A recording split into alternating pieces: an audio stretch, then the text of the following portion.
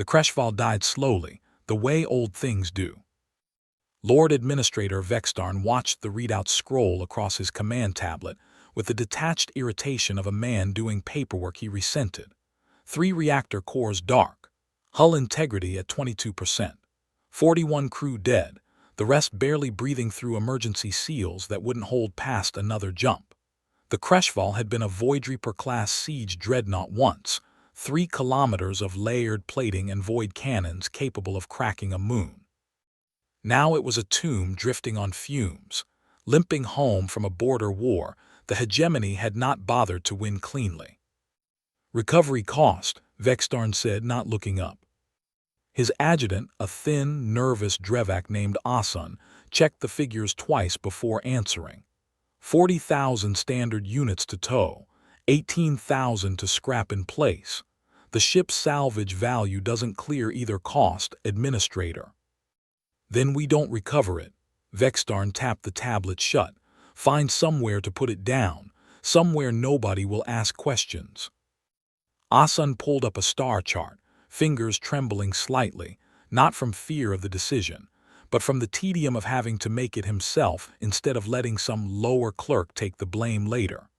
A cluster of unclaimed systems blinked on the edge of hegemony survey space. He selected one almost at random. Designation Sol 3, Class M World. Survey flagged it 400 cycles ago, pre-industrial species, no spacefaring capability, no resource value worth the extraction tariff. Atmosphere's breathable, 70% ocean coverage. He paused. They call it Earth. Vextarn didn't even glance at the hollow image of a blue-green marble turning slowly in its star's light. Fine, drop it in the largest ocean. Let the locals have their little mystery. And the crew, Administrator. This time Vextarn did look up, and something almost like amusement crossed his elongated face. The dead ones can stay where they are. The survivors, he considered it the way a man considers what to do with food scraps, leave the disgraced ones aboard. Skit's crew, the ones who let the reactor breach happen. Natural justice. No need to waste resources executing them when the planet will do it for us eventually. Asan didn't ask what would happen if the locals were friendlier than expected. It hadn't occurred to either of them that it mattered. 300 kilometers above the Pacific, the Creshval shuddered out of its final jump, atmosphere screaming against its broken plating, as gravity took hold of it for the first time in its long service life. Inside, in a sealed engineering bay near the aft reactor housing, a junior systems engineer named Skit braced himself against a support strut and listened to the ship groan like something dying. He was 23 cycles old by hegemony reckoning, young, low caste, assigned to the Creshval because his caste didn't get to choose better postings. He had not caused the reactor breach. He had simply been the one standing closest to the officer who had, and the hegemony's particular flavor of justice cared more about proximity than fault. Around him, 6 other crew members, the dregs, the blamed, the inconvenient, strapped into whatever crash webbing they could find and waited to die. The impact when it came was almost gentle. Water, not rock. The ship rolled, listed, and began, slowly, inevitably, to sink. Sea water flooding through ruptured hull seams into compartments never designed to hold it out for long. Skit didn't pray. His caste didn't believe gods bothered with people like him. He simply sat in the dark, listening to metal creak under pressure, and waited for the lights to fail. They didn't fail completely. Somewhere deep in the ship's bones, a single emergency core, small, stubborn, designed for exactly this kind of catastrophic failure, kept a trickle of power running through the life support grid. Just enough. Barely enough. Skit didn't know it yet, but that one stubborn reactor core would matter more than anything else aboard the ship. It would keep him and 4 others alive for the better part of a year in a sealed, slowly leaking pocket of breathable air, 300 meters below the waves of a world the hegemony considered worthless. He didn't know that either, but somewhere above him, fishermen in small wooden boats had seen the sky burn, and were already arguing about whether to tell anyone what they'd witnessed. The hegemony's file on the Creshval closed that night. One line, buried in a maintenance ledger nobody would ever read twice: asset decommissioned, disposed of, no further action required. It would be the most consequential clerical error in the history of the Drevak hegemony, and not one person currently alive in it had the faintest idea. The first sonar anomaly was logged by a Filipino fishing trawler 11 days after the crash, dismissed as equipment malfunction, and forgotten. The second was logged by a Japanese research vessel, mapping deep-sea thermal vents 4 months later, and not forgotten, because the anomaly was 3 kilometers long and made of something that returned a sonar signature no geologist on the survey team could explain. By the time Dr. Mara Akafer heard about it, the story had already metastasized through 6 governments, 3 intelligence agencies, and approximately 100 conspiracy podcasts. She was 34, a xenotech researcher by self-designation only. There had never been anything to study before, with a doctorate in materials engineering, and a stubborn refusal to accept classified as a final answer. She talked her way onto the joint UN-sponsored survey team not through credentials alone, but through sheer persistence, cornering an undersecretary at a conference in Geneva and not letting go of the conversation until he agreed to put her name on a list. The first dive was supposed to be routine reconnaissance. Nobody expected to find an open hull breach with breathable air pocketed behind it. Nobody expected to find anything alive. Skit heard the submersible before he saw it, a low mechanical groan vibrating through hull plating he'd spent 11 months listening to for any sign of rescue or death, whichever came first. When the airlock cycled and 3 figures in heavy diving rigs stepped through into his sealed compartment, he did the only thing his training and his species' instincts told him to do. He raised his hands, palms out, and waited to be executed. Mara was the one who reached him first. She didn't speak his language, nobody on Earth did, yet, but she understood the universal grammar of a starving, frightened creature backed into a corner. She put down the cutting tool she'd been carrying slowly and held out an emergency ration bar instead. Skit stared at it for a long moment before he understood she meant for him to take it. "You're not supposed to be nice to things you don't understand," he said, in his own language to nobody, mostly to himself, a fragment of doctrine drilled into every hegemony citizen from childhood. Unknown variables are threats. Threats are eliminated. Mara didn't understand a word of it. She smiled anyway, the kind of smile that doesn't need translation, and gestured for him to come with her.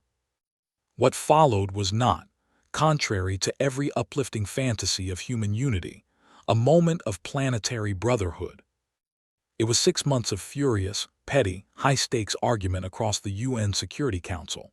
3 attempted unilateral salvage operations by private contractors hired by competing nations. 1 near incident when a foreign naval vessel attempted to physically block another country's research ship from the site, and an alarming number of leaked documents that turned alien shipwreck into a viral sensation before anyone in power had decided what to actually do about it. In the end, exhaustion did what idealism couldn't. No single nation could afford the salvage operation alone, and no single nation could stomach watching a rival claim it outright. A joint salvage authority was chartered, clumsy, oversight-heavy, riddled with compromise, but real. Mara was named lead xenotechnical advisor, mostly because nobody else wanted the job of explaining alien engineering to a committee of skeptical generals. Skit designated Subject 1 in early reports before Mara insisted on using his actual name, became the authority's most closely guarded asset. He was terrified for the first several weeks, certain every kindness was a prelude to dissection. It took him longer than he'd like to admit to understand that the strange, soft-skinned creatures who'd pulled him out of a flooding wreck genuinely weren't going to kill him. It took Mara considerably less time to understand something that would matter far more, later. Every alloy, every coupling, Every reactor housing in the wrecked ship had been engineered by minds that had never once needed to improvise. The hegemony built things that worked exactly as specified, and nothing more. Humans, Mara was beginning to suspect, were going to have a great deal of fun with that limitation. Reviving a dead warship turned out to be less like engineering and more like archaeology conducted with a blowtorch. The first 18 months belonged almost entirely to mapping, every compartment photographed, every conduit traced, every system labeled in a sprawling, ever-growing database that international teams argued over in 4 languages simultaneously. Skit, once he stopped flinching every time someone asked him a direct question, turned out to be an extraordinary resource. Not because he was a brilliant engineer by hegemony standards, he readily admitted he wasn't, but because he understood the philosophy behind the ship's design, the rigid procedural logic that governed every system aboard her. This conduit, he explained to Mara through a translator app cobbled together from 11 months of recorded vocabulary, is rated for exactly the load the manual specifies. No more. Why not build in a margin? Mara asked. Skit looked at her the way one might look at someone asking why water wasn't dry. Margin costs resources. Resources are tracked. Tracked resources require justification. Justification requires approval. Approval takes time nobody wants to spend. He gestured at the ship around them. Everything here is built to specification exactly because deviation is a career risk, not an engineering choice. Mara filed that away with the particular thrill of someone who has just found her opponent's weakness before the match has even started. The reactor breakthrough came on a Tuesday, which Mara would later find absurd given how much would eventually be written about it. Her team had spent 4 months trying to coax the ship's secondary core back to stable output using hegemony protocols. Protocols that demanded specific replacement components the Authority simply didn't have and couldn't manufacture without alien-grade material science. Her junior engineer, a 26-year-old from Lagos named Tobai, finally lost patience with doing things by the book. "What if we don't replace the regulator?" he said, staring at a schematic at 2 in the morning, fueled by instant noodles and stubbornness. "And we just bypass it with redundant capacitor banks from the spare parts we do have." It wasn't in any hegemony manual. It wasn't supposed to work. Skit, watching over their shoulders, made a sound that might have been a laugh if his species' vocal apparatus had been built for it. He searched for a translation that didn't exist. "That's not how this is done." "Cool," Tobai said. "Let's find out if it still works anyway." It worked. Not perfectly. The regulator bypass ran hot and needed constant monitoring, but it worked, and the secondary core lit up green for the first time in over a year, humming with restored power through systems that had been dark since before any human alive had been born. Mara stood in the control bay and watched indicator lights flicker on down a corridor that had been pitch black for months, illuminating walls etched with a language no human had fully translated. In a ship built by a civilization most of humanity still didn't entirely believe existed. "We just woke something up," she said quietly. Skit, beside her, watched the same lights with an expression humans were only beginning to learn how to read. It wasn't pride exactly. It was something closer to disbelief. The particular vertigo of watching people solve, in an evening, a problem his entire civilization would have spent a decade filing forms about. 300 kilometers above them, completely unnoticed by either human or salvage authority sensors, a hegemony long-range survey drone on routine border patrol picked up a brief, anomalous energy spike from the Sol-3 system. It logged the reading, compressed it into a low-priority data packet, and queued it for transmission home, one tiny anomaly among 10,000 others, in a system flagged, non-spacefaring, no resource value, not worth flagging for review. The report would sit in a queue for the better part of 2 years before anyone with authority bothered to read it. By then, it would already be far too late to matter.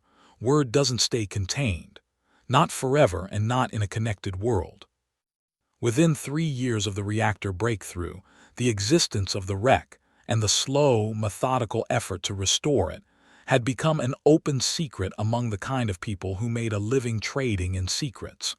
Black market data brokers, independent salvage operators, and eventually, a consortium of scavengers operating well outside any law, human or hegemony, who specialized in exactly one thing: stripping abandoned hegemony military assets for resale on the gray markets that thrived in the hegemony's vast, poorly policed border regions. Their leader, a grizzled, multi-augmented opportunist named Corin Dask, had heard the rumor of a Void Reaper-class hull sitting derelict in a primitive system, and laughed for a full minute before deciding it was worth checking. Primitives, he told his crew, won't even know what they're looking at.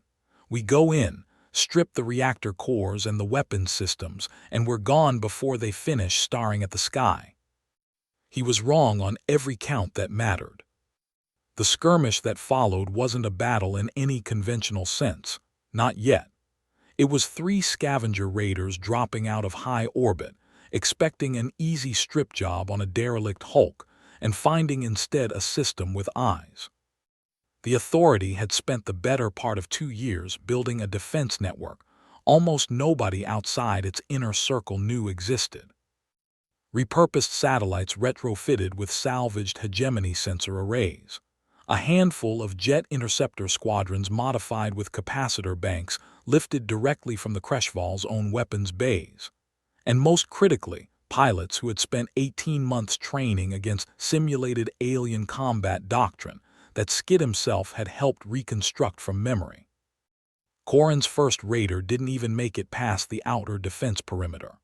A flight of 6 modified F-22s, their standard armament supplemented with retrofitted plasma capacitors that shouldn't have been compatible with human avionics, but had been forced into compatibility through 3,000 hours of stubborn engineering, lit up the scavenger drone escort before it had finished its sensor sweep.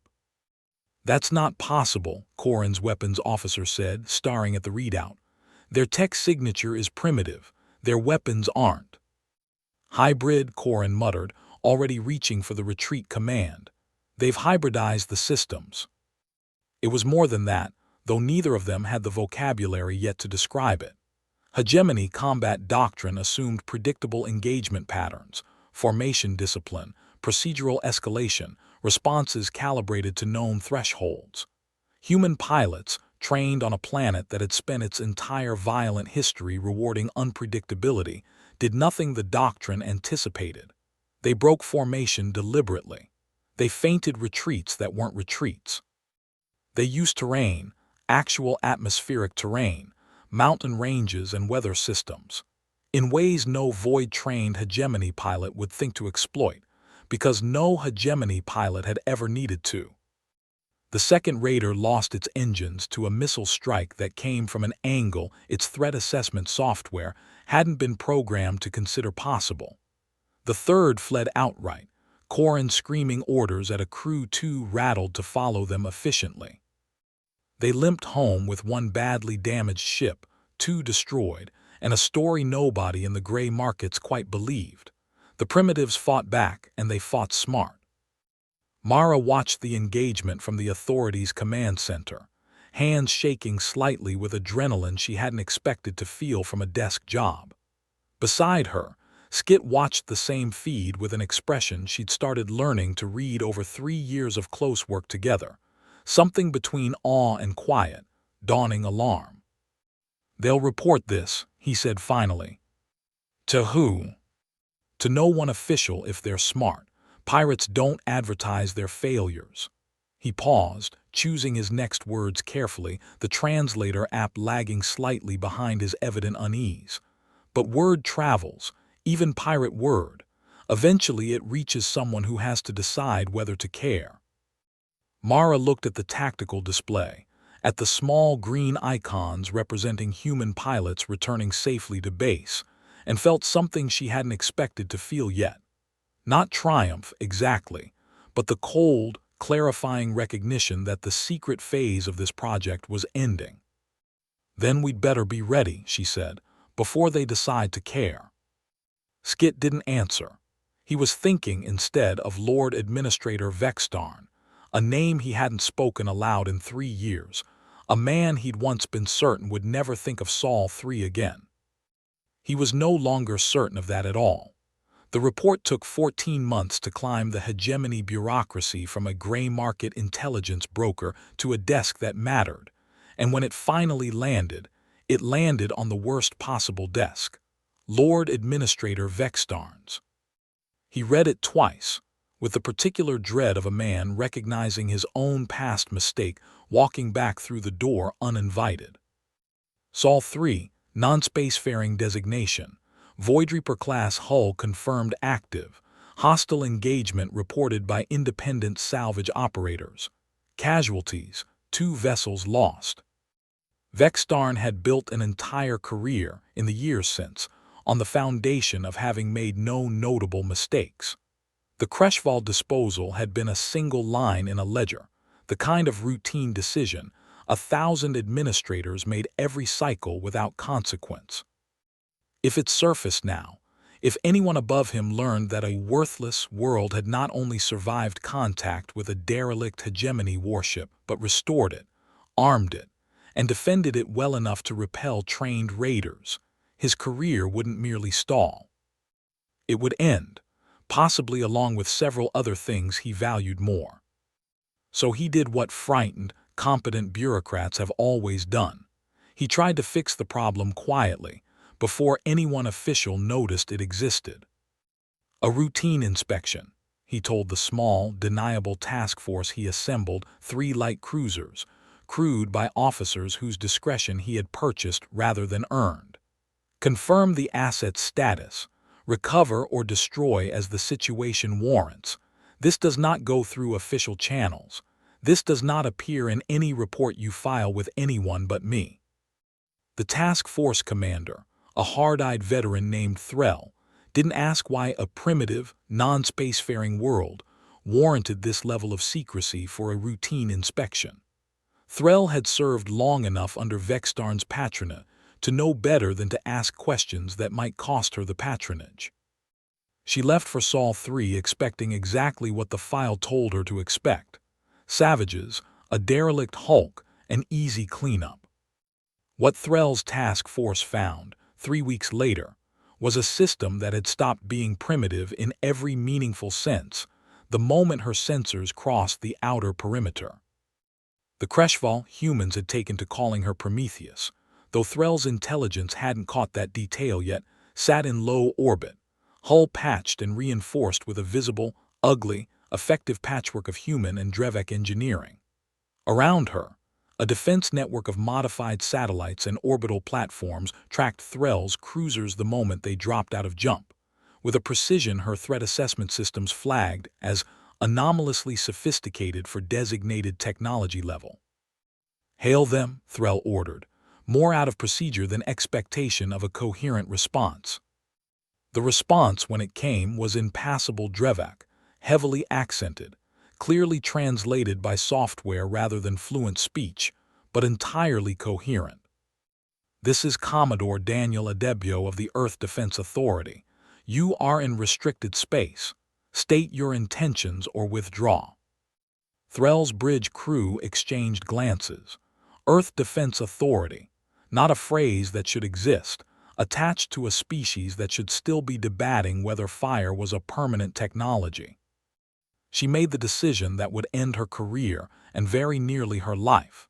She ordered a show of force, a single warning shot intended to demonstrate hegemony superiority and force capitulation before things escalated. The Prometheus answered with a full broadside from refitted void cannons that the hegemony's own engineers had built to function flawlessly, by specification, and human engineers had spent 3 years tuning to function better than specification, by necessity. Threll's flagship lost its primary shield array in the first exchange. By the time she ordered a retreat too late, far too late by any standard her training had prepared her for.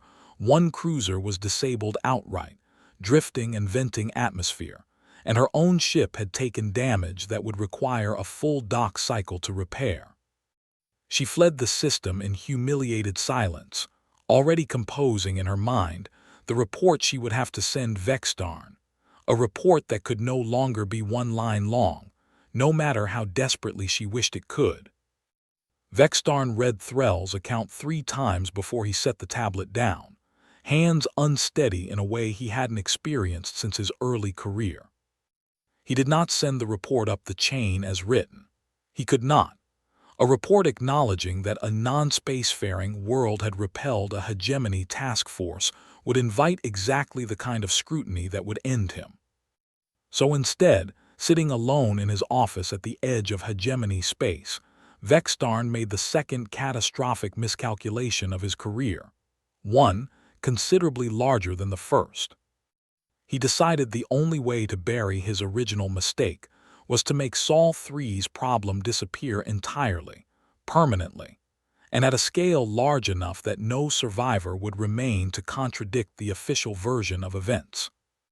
He began drafting a proposal for the military council. He called it, with the particular bloodless euphemism bureaucracies excel at, a correctional pacification action. History, both hegemony and human, would come to know it by a much simpler name. War, the proposal that landed before the hegemony military council, 3 months later bore almost no resemblance to the truth. Vextarn's report described Sol 3 as a rapidly militarizing threat, a primitive species that had somehow acquired and weaponized stolen hegemony technology, almost certainly through theft or third-party arms trafficking, and that posed a credible danger to hegemony border stability if left unaddressed. He made no mention of the Creshfall's origin. He made no mention of his own original disposal order. By the time the council finished deliberating, the narrative had calcified into something simpler and more useful to everyone in the room. An unknown threat, growing, requiring decisive correction before it metastasized further. The council approved a punitive fleet, not deniable raiders this time, an actual task force, openly sanctioned, large enough to make an example that would discourage any other primitive world from getting ambitious ideas. Word of the approaching fleet reached Earth roughly the same time as something far stranger. The first openly diplomatic contact from outside species who were not hegemony. They came carefully, almost apologetically, representatives of smaller, subjugated worlds along the hegemony's vast border, species who had spent generations paying tribute, ceding resources, and absorbing exactly the kind of corrective pacification Vextarn was now preparing for Earth. They had heard, through channels considerably less official than hegemony bureaucracy, that a primitive world had fought off hegemony forces twice and survived. They wanted to know if it was true.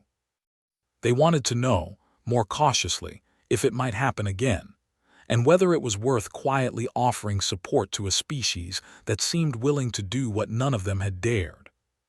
Commodore Adebio, thrust into the unfamiliar role of de facto head of state for a planet that had never needed one before, handled the diplomacy with considerably more grace than anyone expected from a military officer drafted into the job by committee vote.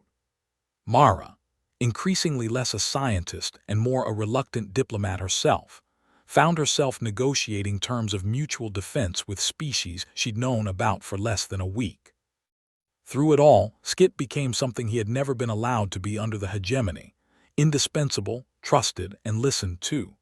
His knowledge of hegemony tactics, command psychology, and bureaucratic blind spots shaped Earth's entire defensive strategy. When asked once, by a skeptical general whether he could be trusted given his origins, Skit answered with a directness that startled the room into silence.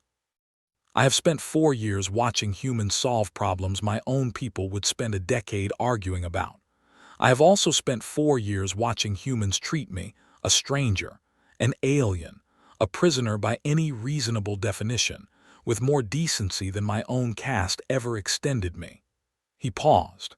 I would rather be trusted by people who have earned it than obeyed by people who never will. The ship herself underwent her final, defining transformation in the months before the fleet's arrival, no longer simply a restored derelict, but something genuinely new. Human adaptability layered over hegemony engineering, weapons systems retrofitted beyond original specification, a crew drawn from a dozen nations who'd long since stopped thinking of the project as anyone's individual triumph. It was Tobai, older now, no longer the junior engineer who'd proposed the reactor bypass on a sleepless night years earlier, who suggested the name during a crew vote nobody had officially sanctioned, but everyone unanimously embraced. Creshval was their name for her, he said. Their mistake, their trash, she's not theirs anymore. The crew chose Prometheus, fire stolen from the gods, given to mortals who weren't supposed to have it, and who had no intention of giving it back.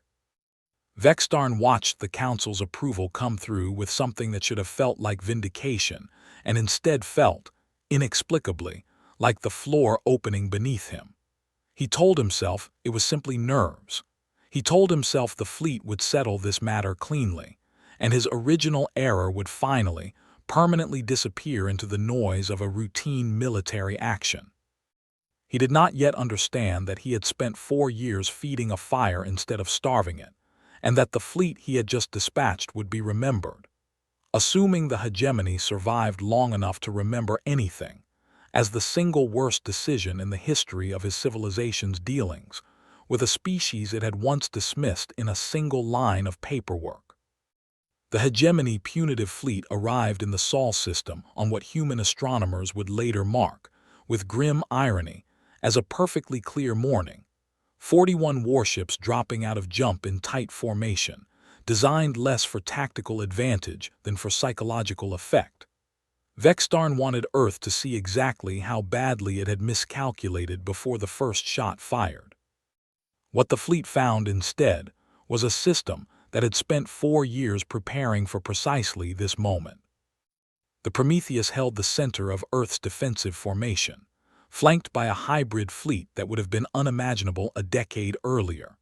Human warships retrofitted with salvaged alien systems, a handful of small allied vessels from border worlds who'd quietly thrown their support behind humanity's defiance, and an orbital defense network built from 4 years of stubborn, improvised engineering. Hail them, Threll's replacement, a younger officer named Corvin who'd inherited the unenviable job of leading the actual battle, ordered, "Give them one chance to stand down." The response came from Commodore Adebio, calm and unhurried, broadcast in clear Drevak that Skid himself had helped translate. "You came here on the word of a man covering up his own mistake. We know who Vextarn is. We know what he ordered done with this ship and what he's tried to hide ever since. This doesn't have to be a battle, but if it is one, you should know we've had 4 years to get ready, and we don't fight the way your doctrine expects." Corvin, trained in a tradition that treated such statements as bluff or propaganda, gave the order to advance. It was the last conventional decision he made. The battle that followed would be studied, dissected, and mythologized for generations on both sides of the conflict, not because of its scale, which was modest by galactic standards, but because of how thoroughly it inverted every assumption hegemony doctrine relied upon. Hegemony tactics assumed predictable engagement ranges, formation discipline, and escalation patterns calibrated against known enemy capability curves. Human-led forces broke every one of those assumptions in the first 10 minutes. Fighter squadrons used atmospheric maneuvers no void-bred pilot had trained against. The Prometheus herself, rather than holding a defensive line as hegemony tactical models predicted a damaged, recently restored vessel would, pushed forward aggressively, using her retrofitted weapons systems at ranges hegemony doctrine considered suicidal, because human engineers had pushed those systems well past their original specification limits. Skit, stationed on the Prometheus's bridge as tactical advisor, watched Corvin's formation begin to fracture under pressure his own training had no contingency for, and felt something he hadn't expected to feel watching his own people lose. Not satisfaction exactly, but a strange, sorrowful vindication. "They're trying to model an enemy that follows rules," he told Mara, who'd insisted on being present for the engagement despite holding no formal military role. "Humans don't follow the rules. You never did." The battle's turning point came 90 minutes in, when a coordinated strike from 3 allied border-world vessels, species who'd spent generations being told they were too weak to fight back, struck Corvin's flagship from an angle hegemony formation doctrine, considered impossible to achieve without violating standard engagement protocol. It wasn't impossible. It was simply something no hegemony tactician had ever needed to consider, because no enemy had ever been willing to try it. Corvin's flagship lost main power 40 minutes later.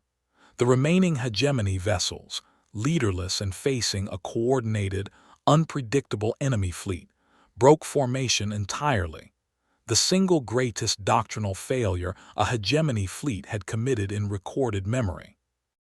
Vextarn, who had insisted on personally overseeing the cleanup operation from aboard the flagship, partly out of paranoia that subordinates would bungle it, partly out of a desperate need to witness his problem's resolution firsthand, found himself in the unique position of being captured rather than killed when boarding parties from the Prometheus secured the disabled flagship's bridge. Capture was, in every meaningful sense, considerably worse for him than death would have been. Skit was the one who identified him among the surrendering officers, older, grayer, but unmistakably the same administrator who'd once signed a one-line disposal order without a second thought.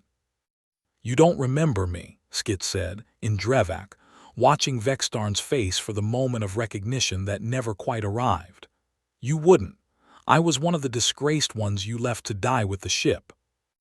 Vextarn said nothing. There was, by that point, nothing left to say that wouldn't make his situation worse. "You were never supposed to be the threat," Skit added quietly, almost to himself, looking past Vextarn at the wreckage of the fleet visible through the bridge viewport. "You were supposed to be trash. That's all any of us were to you." The peace negotiations that followed were, by any honest accounting, humiliating for the hegemony, though its official communications described them in language carefully engineered to avoid that word. The Military Council, faced with a punitive fleet's catastrophic defeat at the hands of a species it had officially classified as non-spacefaring, and faced simultaneously with a wave of emboldened border rebellions inspired by Earth's example, chose the only path that preserved any semblance of stability: a swift, quiet settlement that ceded Earth's sovereignty, established formal diplomatic recognition, and conveniently avoided any public acknowledgement of how the entire conflict had started. Vextarn's fate became, in the years that followed, exactly the kind of cautionary tale his career had been built on avoiding. Stripped of rank, quietly relocated to administrative obscurity on a border outpost nobody important visited, he became, without his consent or knowledge, a teaching example cited by training officers across the hegemony for a single principle: check what you're disposing of before you sign the form. Earth, meanwhile, found itself in the strange position of being simultaneously the youngest spacefaring civilization in known galactic politics, and one of the most respected, courted by border worlds eager for alliance, and treated with newfound caution by a hegemony no longer certain what other worthless decisions it might have made over the centuries. Mara Akafer stood on the Prometheus's refitted bridge nearly 5 years after the day she'd first laid hands on alien hull plating in the cold dark of the Pacific, watching Earth turn slowly below through the same viewport Vextarn had once used to oversee his attempted cleanup operation. Skit stood beside her, still adjusting, always adjusting. She suspected he always would be, to a life built on something his own civilization had never offered him: genuine belonging. 4 years ago, he said, I was waiting to die in a sealed compartment 300 meters underwater, certain it was only a matter of time before the air ran out or someone found us and finished what the crash started. And now I'm tactical advisor aboard the most feared ship in this sector of the galaxy, serving alongside the species that found me. He paused. The irony isn't lost on me. Mara smiled, watching the slow turn of clouds over the Pacific where, somewhere far below, a wrecked dreadnought had once been written off as too worthless to bother recovering. Funny thing about throwing things away, she said. Sometimes the trash fights back. It was Toby, monitoring deep space sensor arrays from the Prometheus's refitted communications deck 3 weeks later, who picked up the signal, faint, ancient, and entirely unlike anything in the hegemony's extensive catalog of known transmission formats. He flagged it immediately, cross-referenced it against every database Earth and its new allies possessed, and found nothing. No match, no precedent, no record of any civilization in known space using a signal architecture remotely like it. He brought it to Skit first, instinct telling him this was a conversation that needed an alien's perspective before a human one. Skit studied the data for a long, silent moment, and his expression, the one Mara had spent years learning to read, shifted into something she had never seen on him before. Not curiosity, not alarm exactly. Something closer to dread. The hegemony has a name for this signature, he said finally, very quietly. It's in the oldest archives, the ones nobody accesses anymore because nobody wants to acknowledge what they describe. He looked up, meeting Mara's eyes. We've spent 4 years worrying about a civilization that dismissed you as worthless trash. And there's something else out there, Skit said, that the hegemony itself has spent 10,000 years being too afraid to provoke. Far below them, Earth turned on, blissfully unaware that it had just announced its existence to something considerably older and considerably less forgiving than the empire it had only just finished outgrowing.